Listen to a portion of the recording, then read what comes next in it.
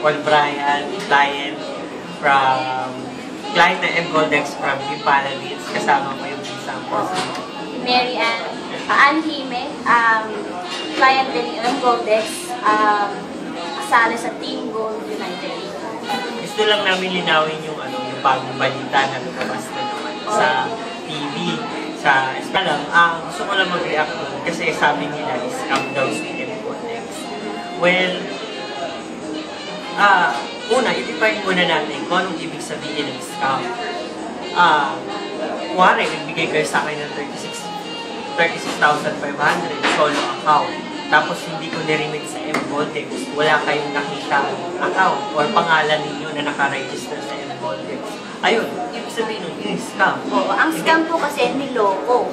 Ibig sabihin, hindi ba? O kaya naman, nagawa nyo yung formula, nagawa nyo yung 1+2 formula, nag-isip kong account ninyo.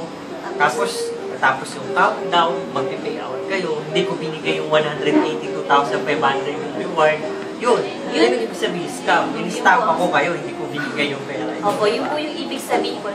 So sa mga nanonood po, bago po kayo maniwala, isipin nyo po muna yung, i-define nyo muna yung ibig sabihin ng scam. Kasi po kung si M-Goldex po mismo, hindi po talaga siya scam. Kasi marami pong proof. Kung proof lang po, ang kailangan nyo lang nakita, ito po. Nagkamali kasi sila ng taong pagkakatiwalaan. So, yung taong pinagbigyan nila ng pera, tinakbo yung pera. Tsaka, dahil doon sa balita, kung mapapansin mo, Edgar yung pangalan nung nagsasabi. Boses lang yung naririnig natin eh. So, hindi rin ako medyo naniniwala sa balita yun. Kasi pwede namang gawa-gawa lang yun. Diba? Kasi kung totoong na-scam siya, bakit hindi siya magpakita?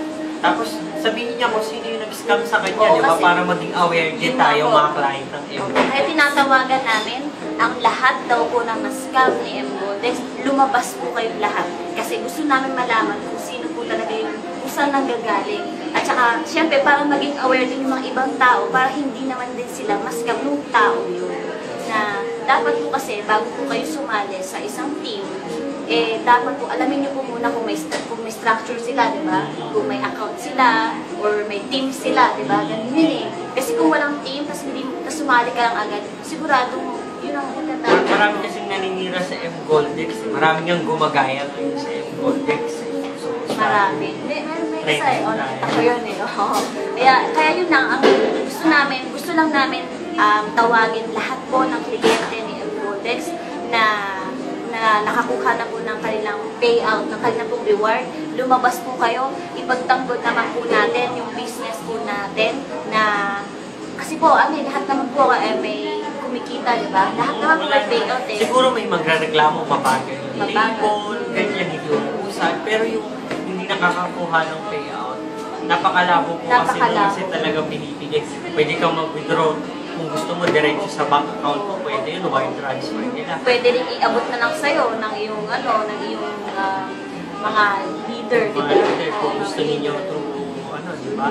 Tapos ito pa, sa media naman, tawag nito, sana bago sila magbalita, mag-research muna sila kasi napaka-unfair. Kaya sinasabi ko dun sa mga kapwa client na M-Goldex, dapat magsalita tayo na mali yung binabalita. Sakto yun. Kasi dapat din tayo rin mga kliyente, na tayo rin mga kumita na tayo nakakuha na ng at alam nyo, sabi na, puro cash lang kayo ng cash eh. Ayan ang goal. Sana lang, yung mga nagsasalita ng scam, lumabas kayo. Kausapin nyo, kahit kami, di ba? Kaya namin i-prove sa inyo na mali ang mga sinasabi. Ano pa ba? M-Goldex is gold is money. Patingin yan. Load mo na. Argor Reus.